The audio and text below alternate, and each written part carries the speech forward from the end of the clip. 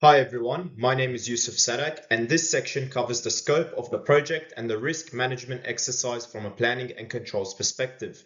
My contribution covered three areas: planning, including the base schedule, critical path, and the base cost estimate, risk analysis inputs supporting QSRA and the QCRA, and the data analytics framework for monitoring controls and recommendations. This slide covers the base schedule development, including the schedule diagram and the critical path.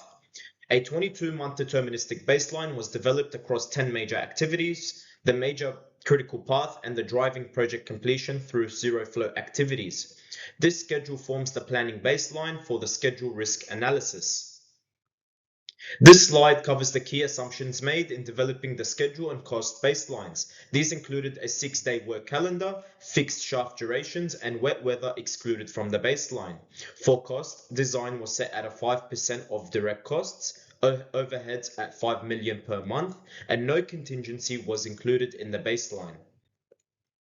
This slide covers the approach to risk management, including tools and methods used. The critical path method and the base cost estimating establish the baseline, while the triangular distributions and the Monte Carlo simulation were used to model uncertainty. This supported the $285 million estimate and the P80 contingency recommendation. This slide covers the data analytics framework developed to support the project controls. Its objectives are to provide early warnings of overruns, support QSRA and QCRA updates, track contingency usage, and strengthen governance reporting. This is supported through the KPI triggers, including SPI and CPI thresholds, using data from Primavera, cost reports, risk registers, and procurement logs.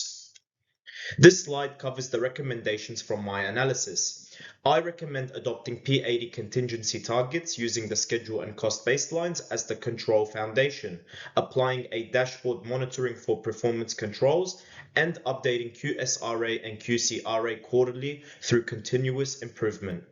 Thank you very much. Hi, my name's Daman, and today I'll be presenting the Risk Management Plan for Victoria Cross Station. Victoria Cross Station is a part of the Sydney Metro, involving complex underground construction in a dense urban environment, including deep excavation, tunnelling, and service relocation.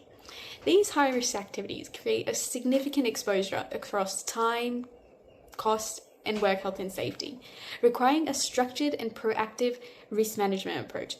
Key risk drivers include internal factors such as multidisciplinary project structures, subcontractor coordination, complex sequencing, and tight delivery constraints.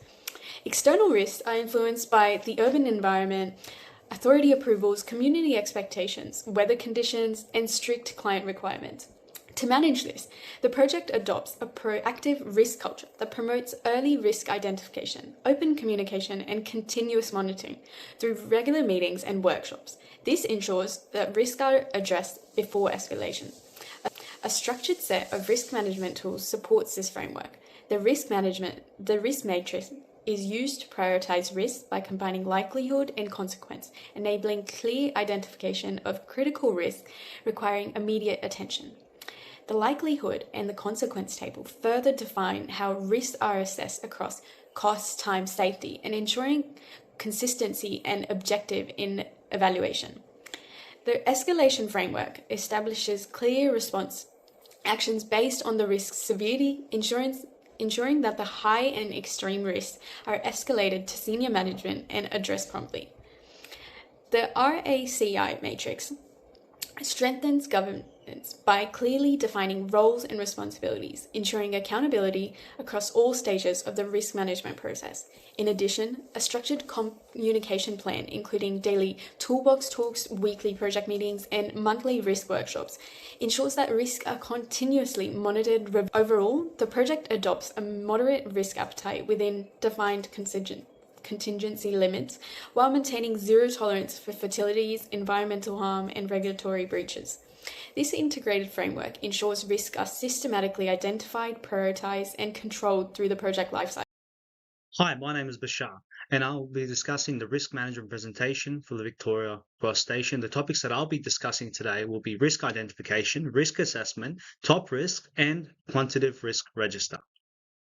For risk identification, We have found a total of 40 risks using a structured approach based on the work breakdown structure and stakeholder analysis. These risks were divided into two types: inherent risks, which are related to construction activities like ground condition, excavation, and utilities, and as well as contingent risks, which come from uncertainties such as approvals, suppliers, and stakeholders. Now we move on to risk assessment. To assess these risks, we used a 5x5 likelihood and consequence matrix. Each risk was evaluated based on how likely it is to happen and how much impact it would have on cost, time, and safety. This helped us rank the risks and identify the most critical ones. Now we move on to top risks. From this, we selected the top 20 risks. The most important ones include ground condition uncertainty, utility clashes, excavation collapse, and approval delays. These are critical because they can directly affect the project's time and cost. And then now we move on to the quantitative risk register. We then converted these risks into a quantitative risk register, of course. Each risk was given a probability, usually between 30% to 60%. We also used a triangular distribution, which included the best case scenario, most likely, and two worst case scenarios. This helped us better understand uncertainty and prepare us for the next steps, which is the schedule and cost analysis. Hello, I'm Renian Chen. I will now present our key recommendations based on this risk management plan. After identifying 40 risks, running Monte Carlo simulations, and developing assurance and data frameworks, we offer the following recommendations for the Victoria Cross Station project. First, adopt the P80 confidence level for both schedule and cost contingencies. Our analysis shows P80 gives a robust balance between risks and cost. 509 days of schedule contingency and $64.6 million Australian dollars cost contingency. This should be the baseline for tendering and budgeting. Secondly, implement a real-time data analytics dashboard that tracks SPI, CPI, contingency drawdown, and safety trends weekly. This will provide early warnings before minor delays become major overruns. Thirdly, conduct quarterly Q-SURE and Q-CRO recalibrations using actual site data. Do not treat risk analysis as one-off exercise. Update probability estimates and contingency drawdown every 3 months. Firstly, establish an independent assurance review every 6 months. The streamlines of the defense framework we proposed must be actively resourced, not just documented. Finally, allocate responsibility clearly using the risk matrix. Early geotechnical investigation and a utility survey must be completed before excavation begins. This is the single most effective mitigations for our highest scoring risks. By following these recommendations, the project team will not only manage risks but also improve decision making and delivery certainty. Thank you.